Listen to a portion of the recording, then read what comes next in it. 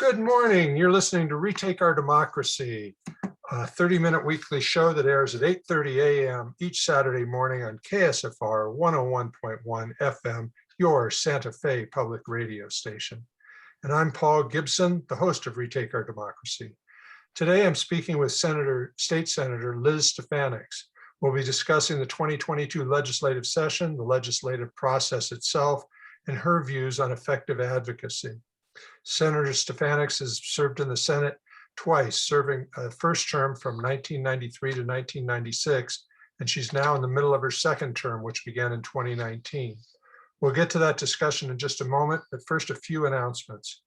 Last week, I spoke with Roxanne Barber, co-founder of Retake Our Democracy, and the one who manages our advocacy at the Roundhouse, from finalizing bills and summaries and to sending out alerts every night. And then over the past 3 weeks, Roxanne and I used 3 shows to break down the legislative process at the midpoint with 1 week to go, and then immediately after it ended.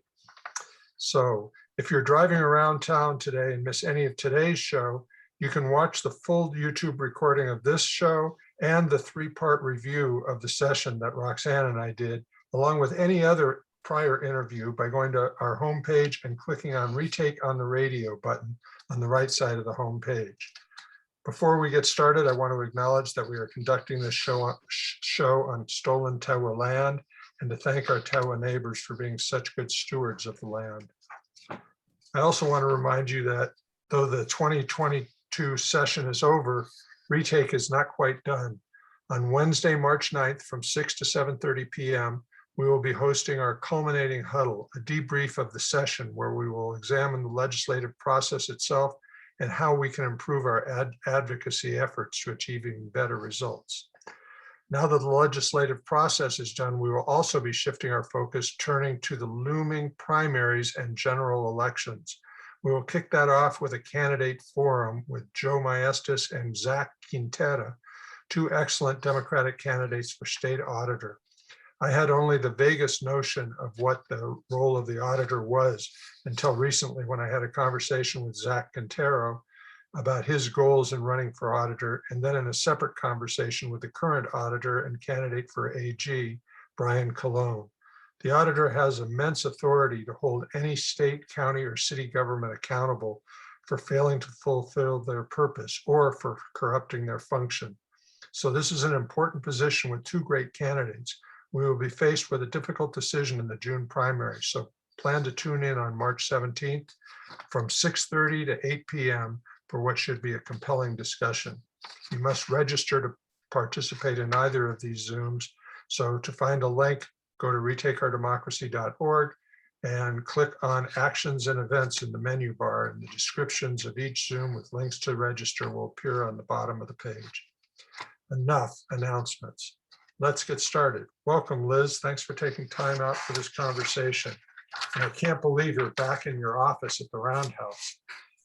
Well, I was in town today for many appointments, so I came here because we have Wi-Fi and I can do a good Zoom here. Okay. But Paul, before we start, I'm sure your listeners know that March 9th is the last day for a governor to sign a bill or veto a bill. So if your listeners are very concerned about wanting her to sign something or not sign something, they should be sending emails or letters or phone calls to the governor's office now. Okay, I'll mention that to Roxanne. She just sent out an alert, a little late for that one, but we'll get one out in a couple days. Thank you, Liz. Sure. I always like to let our guests introduce themselves. So how about we start with your telling us a bit about yourself and how you got involved in politics in New Mexico generally and in the legislature specifically. Well, thanks. I moved here, Paul, in 1982 to teach at the University of New Mexico. And I had grown up in Ohio. I had taught at Ohio State University, at the University of Minnesota, before I came here to teach at the University of New Mexico. And the reason I came to New Mexico was because of the multicultural aspects. And at that time, we called it tricultural because it was mostly Native American, Hispanic, and Anglo. But now, of course, we have many people who have moved into the States, so it is multicultural. And while I was living in Albuquerque for a few years, I got involved in the National Women's Political Caucus, and I got involved in helping some of our local candidates collect petition signatures and register people to vote. And after that experience, I thought, I could run for office someday here in New Mexico. And I had gone to trainings about candidates, and we had always been told you don't run against somebody who's good. You don't run when you can't win. And you do run maybe when there's redistricting, when the districts have changed, or when there's just really somebody bad to take out. And so I never had that opportunity while I lived in Albuquerque, but then I ended up moving to Santa Fe. And that was for personal reasons. I helped out a friend of mine who had HIV and AIDS, and he and I lived together. His partner had died. And he and I lived together here in Santa Fe, and I was running Open Hands, a nonprofit agency. Well, during that time, redistricting came about, and there was a gentleman up in, an older gentleman up in Los Alamos who had the seat for District 39 that I was going to live in, or that I was living in. And I thought, he was a Republican, and I thought maybe he won't run because this district all of a sudden, instead of 2 counties, became 6 counties, and it might have become a little more Democratic than Republican. So I and 4 gentlemen ran in the Democratic primary. I think I won because I was the only woman in that primary. And then I ran against the Republican who was somebody I knew, not the person up in Los Alamos. That person did decide to retire, but I ended up winning that election. From 1993 to 1996, I was in. I ran then against Phil Griego and lost to Phil. So 2 years after running against Phil, I ran for the newly created PRC. I won for 2 weeks, and then a ballot box was found in one of the northern counties that had not been counted. And then I lost by a few votes. So this is what happens. That sounds like 2020. Well, that's what happens with politics. You just have to be prepared for the highs and the lows. So I'm finishing my 10th year in the New Mexico State Senate. I'm in my 2nd consecutive term, but my 3rd term. And when I finish this term, it'll be 12 years. And then we'll decide what's going to happen.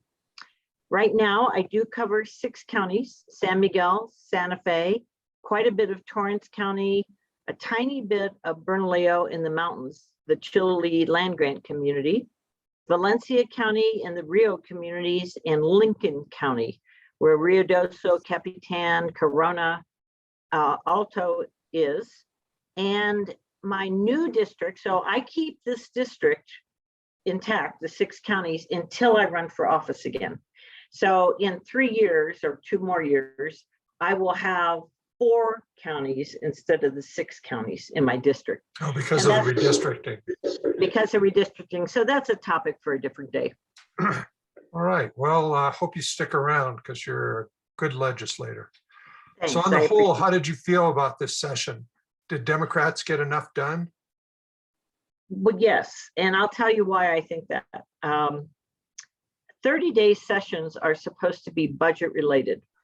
So every time other big substantive issues come in, I am pleased when they move and when they pass, but I also have to wonder if they're given all of the time necessary to study the topic and to deal with it thoughtfully.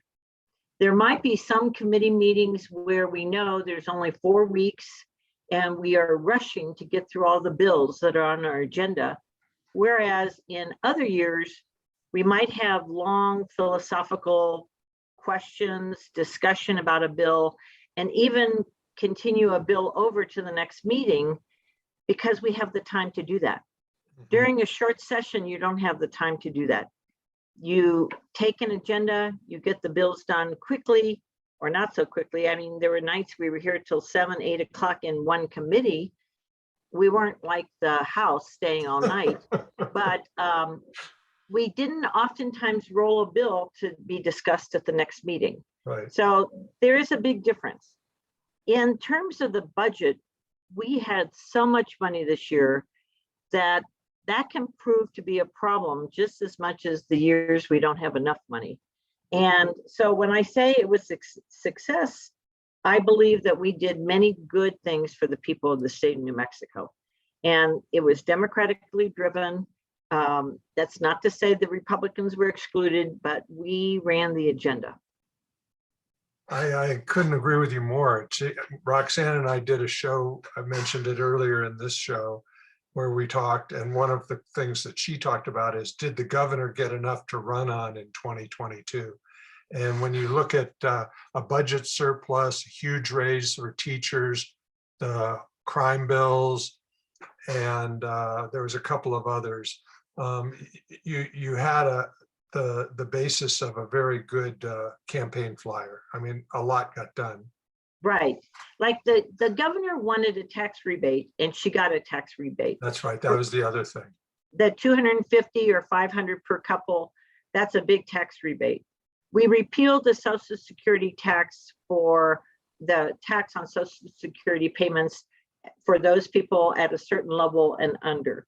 So we took care of that. We gave a military tax rebate. We gave a one-time tax rebate on nurses working in hospitals. So we did some good things on the tax side. Oh, and the child care tax credit. It not only got in for 5 years, which is what was originally planned, but I think the language says 10 years now. So now that can be a problem, because sometimes if you don't have enough money to sustain something for 10 years, you have to go back in and roll it back. And right. Nobody ever wants to roll back a child tax credit. No. So it's in pretty good shape. And there was the GRT reduction as well.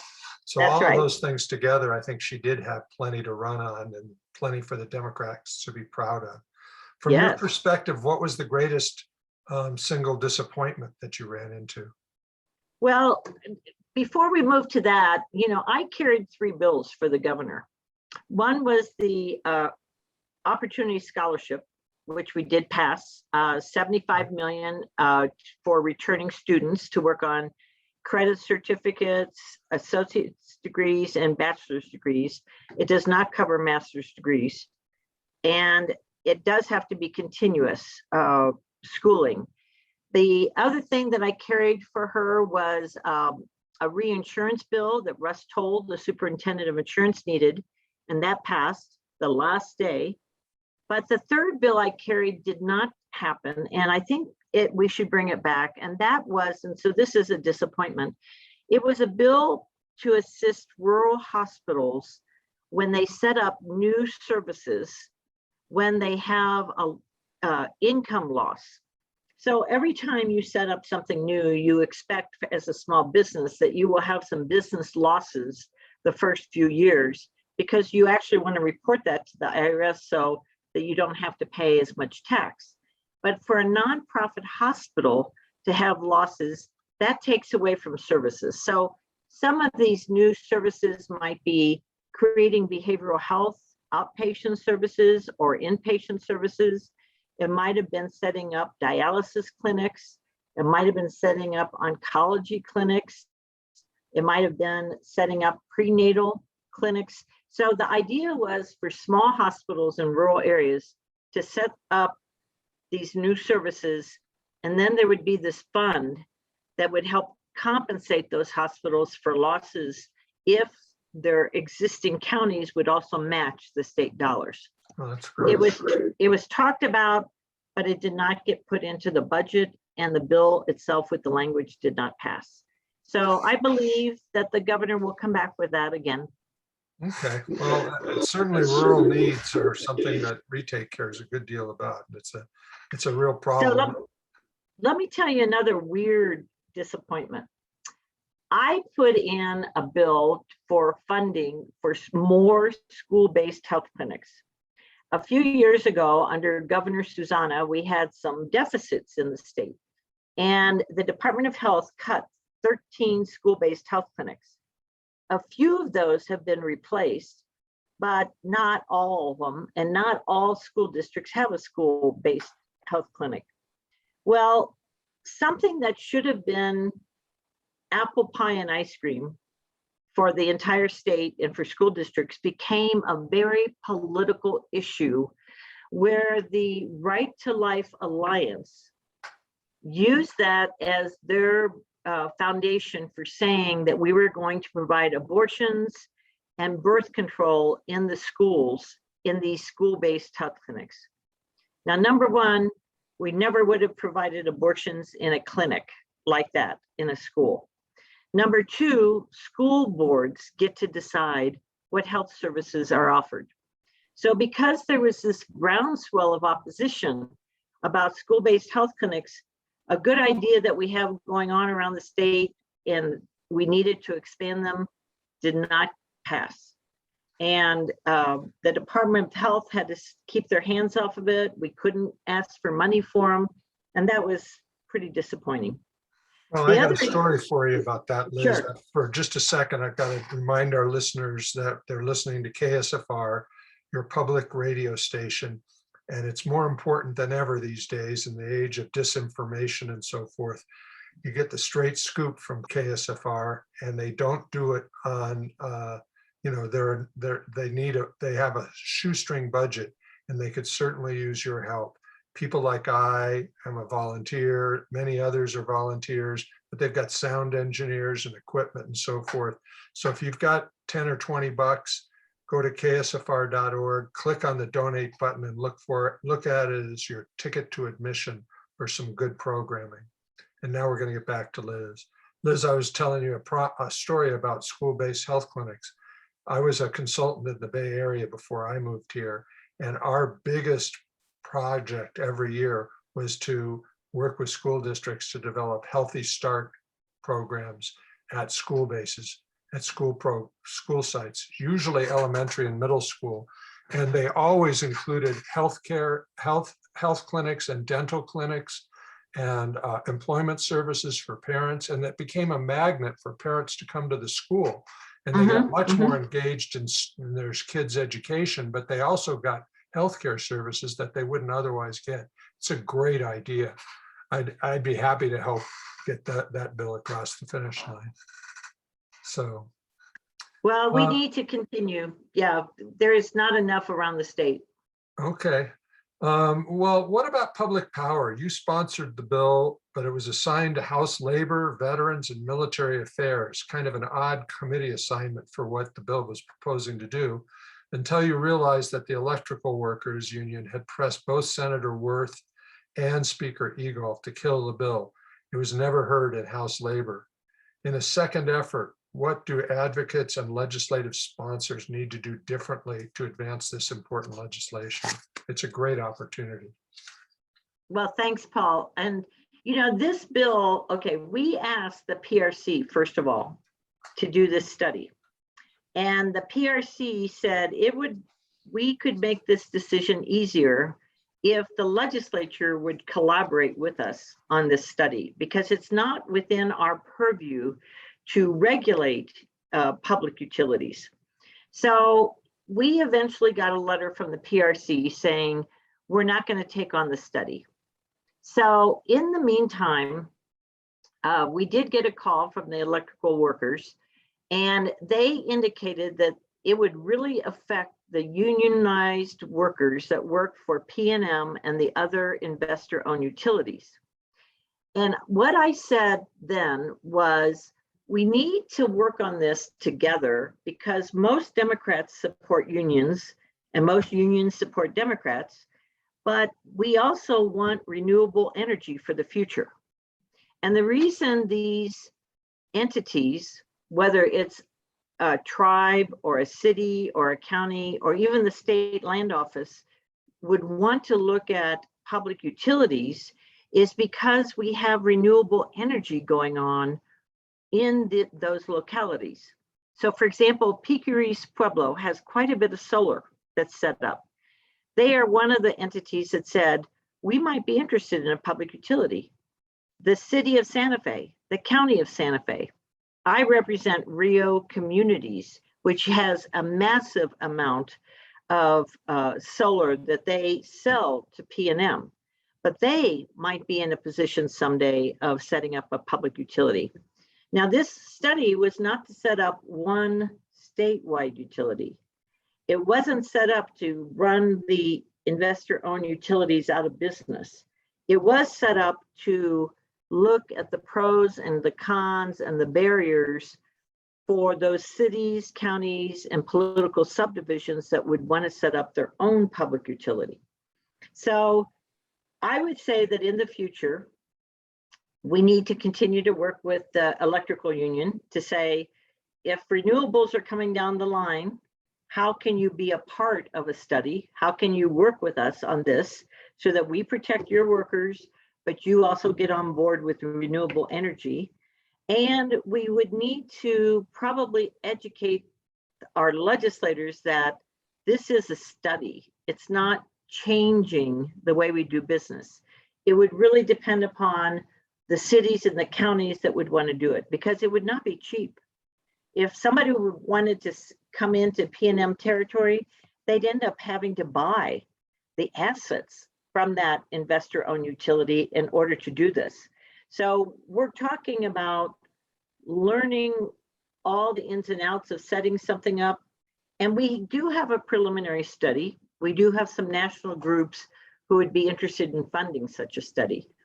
But I think we want to put some legislative teeth behind it. So after the session, I mentioned the governor has until March 9th to sign bills. People have to take a little vacation. Probably in April or after, the 16 sponsors will probably start discussing what are our next steps? What do we want to do? Who do we want to include in the discussions and then move forward? But it's not over with. Yes, it was a disappointment. I don't know what happened in the House. And I think while I helped spearhead the request to the PRC, I worked with Senator Hamlin in the Senate.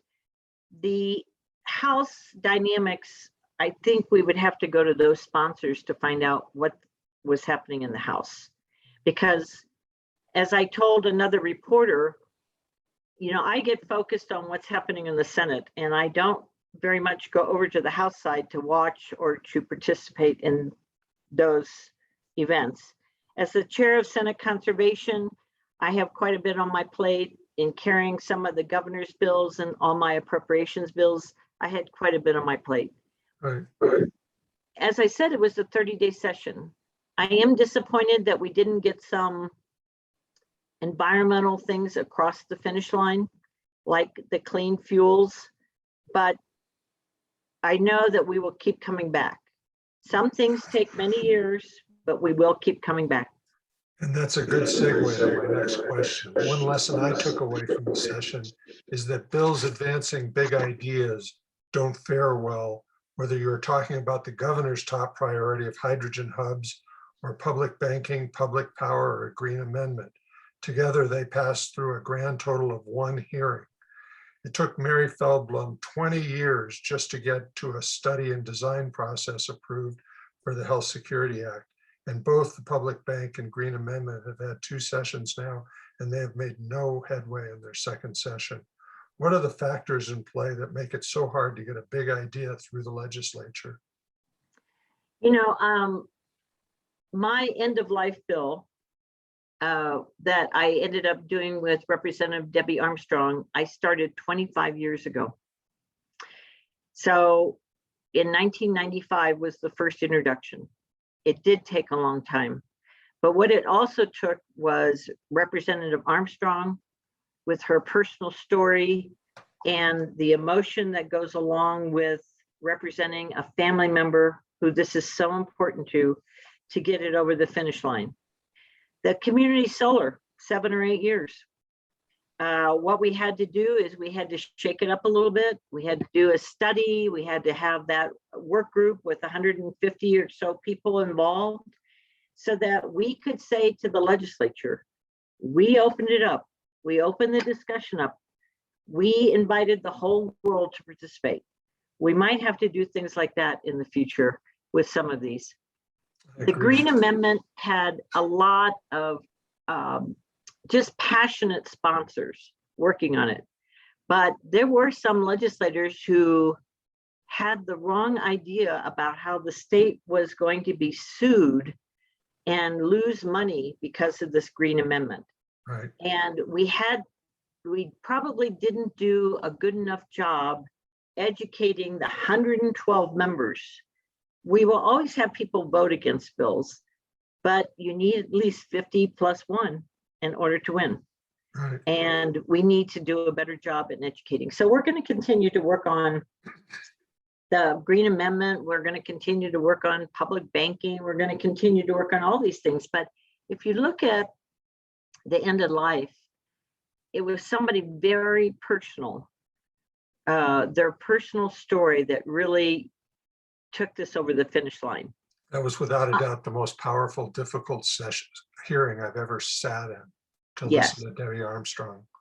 But let's talk about public banking a minute. If the governor said, you know, I would use public banking for our marijuana money and only our marijuana money, would in fact people get on board with that one topic for a public bank and not make it a public bank that was much more open-ended? Because sometimes you have to start small or start with one idea and then grow the concept. And whereas I think a public bank is a great avenue for a state to use, you know, to put the public money and for transparency for the public, I also think the public and the legislators have to see that it can be successful. And so I think it should continue working, but we might have to refine how it's done. Okay. Okay. Well, we're about out of time for our radio show. We'll continue this discussion for our YouTube recording. But did you have any closing remarks, Liz? We got about 30 seconds. Well, let me tell you, I don't know if the junior bill is always a good idea, because when people have big ideas don't get fully funded with $50,000 or $100,000. And the big ideas should be going into House Bill 2, the state budget. And when we're given a junior bill and told you have $600,000 to spend by yourself, 300 recurring, 300 non-recurring, that doesn't make a big project. So we should be aware of junior bills. Okay, well, we may talk a little bit more about that in a little bit. I just want to remind our listeners, we'll be back next week. I don't have a crystal ball. I don't know who will be our guest. I do know Roxanne and I will be in Arizona for the better part of the week, so it could be a tough one to pull off a show for next week, but we'll see. And I want to thank you all for being with us today, and thank Liz Stefanics for being with us. And like I said, we're going to pause for a minute, and then we're going to be right back for our podcast or our YouTube recording. Bye-bye, everybody.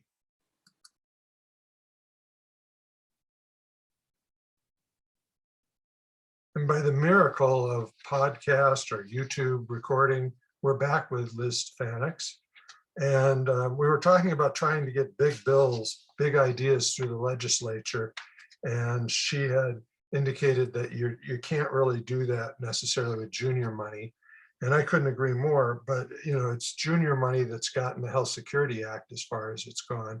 So it's like, and you were starting to say something about the idea of study and design, you know, those processes. You referenced the task force you managed on community solar.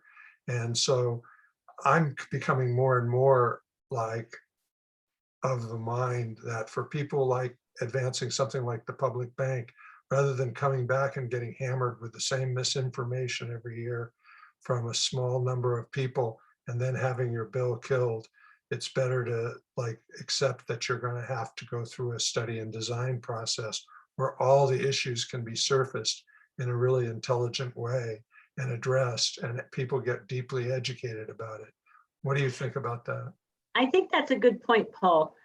If the public bank was studied and presented to some interim committees as a legislative study, then the legislators would have something in their hands to say, we support it or we don't support it.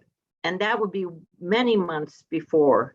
But even with the community solar, what we did at the end before, when we developed this task force and the study, is we received some outside money to pay for the facilitator to actually run this. And then we used the National Renewable Energy Laboratory to be our expert consultant. And they do that free of charge for government entities. Now, with the public bank, I think that there are some entities that would help fund it. But if we had a task force that was set up, that was bipartisan, that pulled in business and industry with the advocates who wanted it, with experts from other states who have either instituted public banks or studied public banks, we'd have a really robust discussion that then could be presented. Now, in the community solar task force, there was a state representative who was Democrat. There was a state senator who was Republican, and myself, a state senator who was Democrat. And we were the legislative, not sponsors, because, but we were the participants. So we could go back to our colleagues and say to any of the interim committees, we'd like for your interim committee to hear this report. We participated in this. We do this with the Children's Code. We do this with environmental standards. We do this with many other things. So this would be a good avenue for the public banking community, is to say, let's get a couple of advocates and try to run this as a legislative study. Now, people will say, wait, you lose control when you do that. Yes, you're not in charge anymore, but you still get to be at the table. You still get to put your ideas down on the table. And the idea might come out looking a little bit differently than what you wanted in the beginning, but at least the topic gets studied and gets presented and might move ahead. I know in my conversation with Mary Feldblum about it, initially I was going like, aren't you like too eager to get this going? And why are you signing off on a study? And she said, everything we have to do in this study, we would have to do if they had approved the Health Security Act from day one. We wouldn't have opened the doors for 4 or 5 years. So now we're getting it done beforehand, and we'll come to the legislature and be able to tell them this is exactly how it's going to work, exactly how it's going to be paid for, and exactly how it's going to be governed. No, there's no more questions. It's just, this is it. It works. That's right. And so you're not really losing any time, but you are losing time by getting your bills beat up year after year. So I wanted to ask you another question about the session. One of the things I heard often, very often, was about the outsized power of the Senate Finance Committee and the House Appropriations and Finance Committee in determining not just budget stuff, but also social policy. And the example I would give is that with the public bank, it had been told after failing last year that you need to go through the interim process, you need to get in touch with the Legislative Finance Committee and get it into HB2, the House budget, before the session starts. And if you do that, then you've got a bill. And if you don't, you don't. And they tried that last year and they could not access Chair Lundstrom. And so it was not in HB2. And then when they were in their first hearing, the chair, Mo Maestas, said, you know, so are you in HB2? And they just said, no, we're working with them right now on it, but it's not in there yet. And he just said, well, I don't think it's in our interest to forward a bill to another committee when it has no chance of ever passing. And 2 seconds later, there was a move to table and the bill was dead.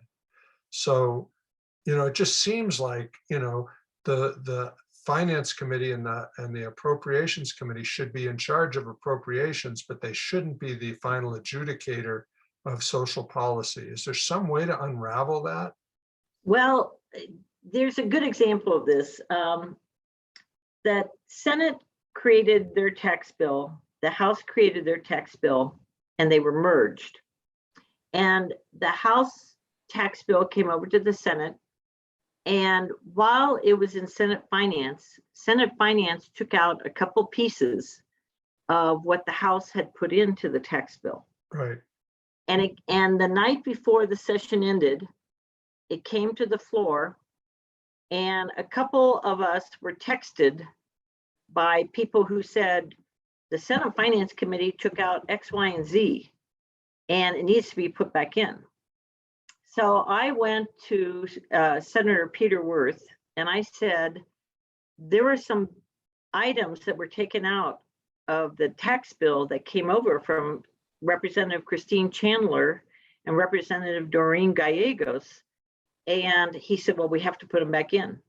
So he created it looks like a very large amendment, but what it is the entire bill, and it put back in the pieces that Senate Finance had taken out. Now, we do have to be alert to when these things happen. We do have to have somebody who's proactive about putting it back in. And in this case, Senator Wirth respected the process where the House got to put in their tax package, the Senate got to put in theirs, and he said it was not appropriate for the Senate Finance Committee to take out what the House wanted. So it got put back in and it passed and everybody was happy. But you are right. The Senate Finance Committee, and that's the side I can speak on, sometimes makes decisions unilaterally. But the more legislators that are encouraging or sponsoring or on top of a topic or on top of a project, they will pay more attention to. Okay. So for example, I try to make my bills bipartisan. I also try not to make my bills only my name, so that when it comes to finance, when it comes to any other committee, they can see that there's a group of people who are interested. Now, some of the appropriations bills I carried this year were for the interim Health and Human Services Committee. So my name was on it and one House representative's name was on it, but it was on it for a whole committee. And so the whole committee had endorsed it as it went forward. I chaired, I sponsored quite a few bills for Health and Human Services, but I also chaired the Water and Natural Resources Committee. And so in that committee, I had Republicans and Democrats alike, supporting increases to the water budget, increases to the state engineer, increases to the strategic water reserve, so that it became bipartisan. And I think that that's extremely important. I don't think water got very much money. It got some, but not as much as they wanted. And I think that we just have to keep, as I would say, pounding on the topic as we go forward. And you would think in a state that's so far into a aridification, you can't even call it a drought, and with scarce water resources, this would percolate, pardon the pun, to the very top of the agenda list.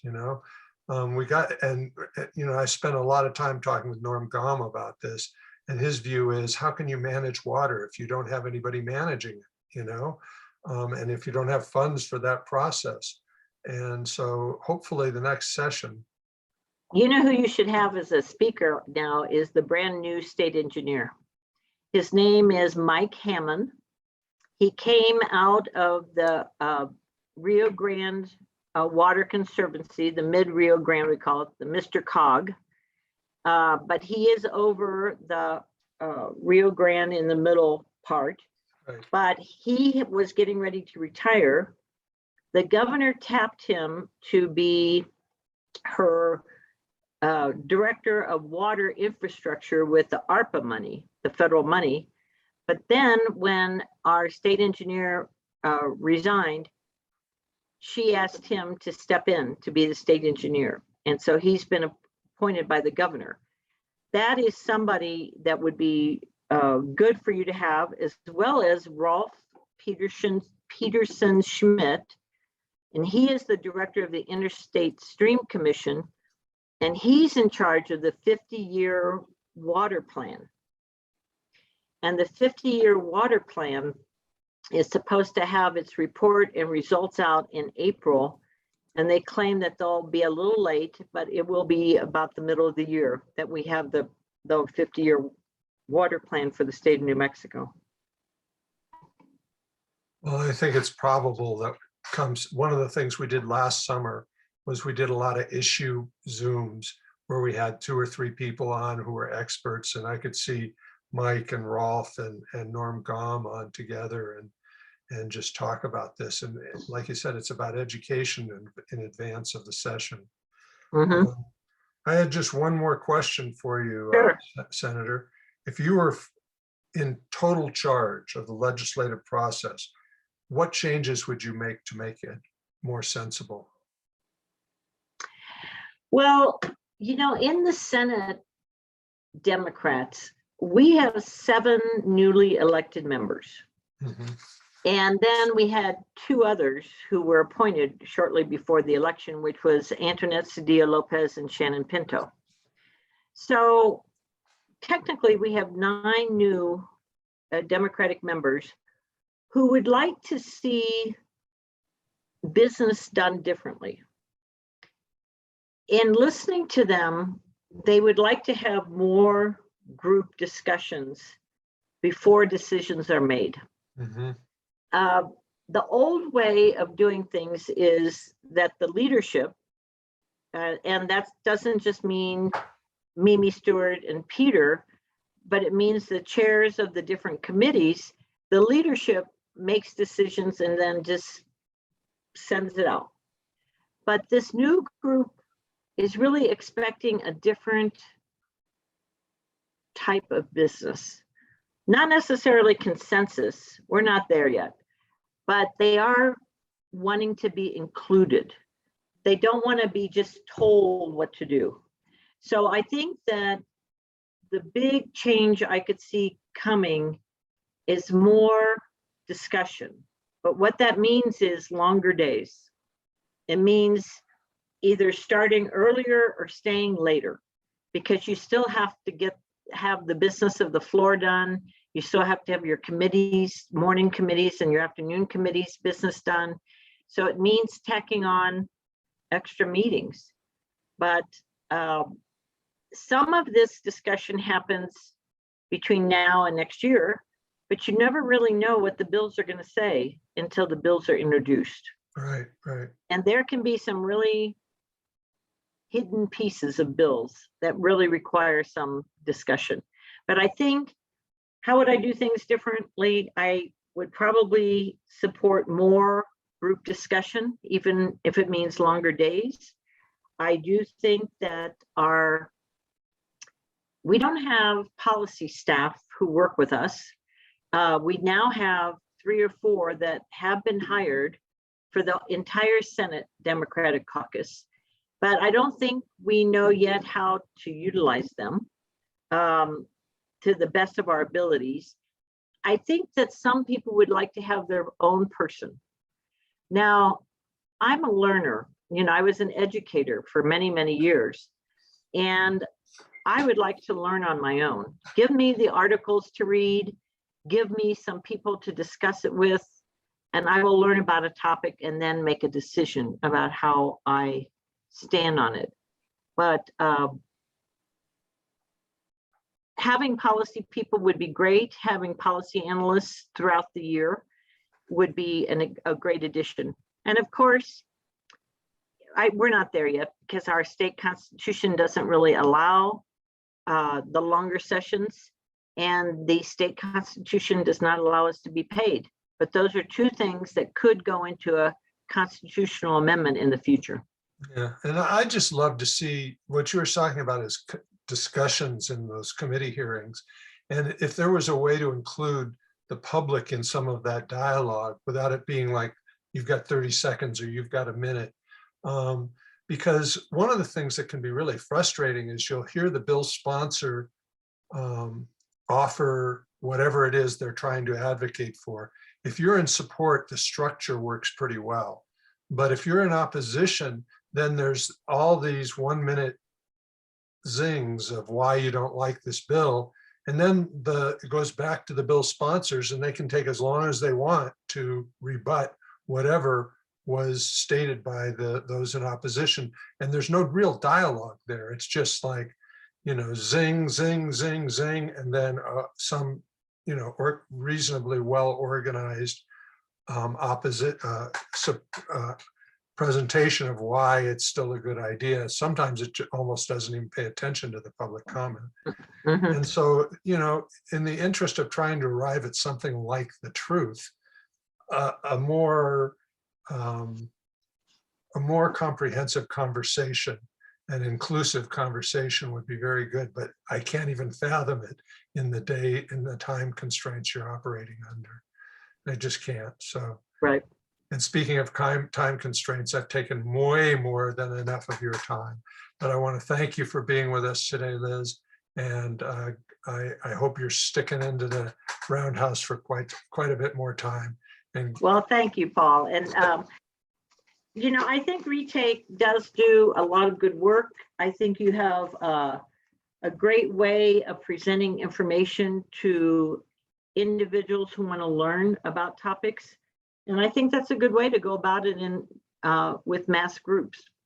all right, well, we live and learn. Every session we learn more, but every session seems so different. I think this was the weirdest session I've ever been involved in, with the hydrogen hub and all the substitute bills and dummy bills and stuff. It was just weird, but take the rest of the day off. I think I plan to. So have a good day, and thank you very much. Thank you. All right, Yes, bye-bye. thank you very much, Paul. Bye. All right, bye-bye.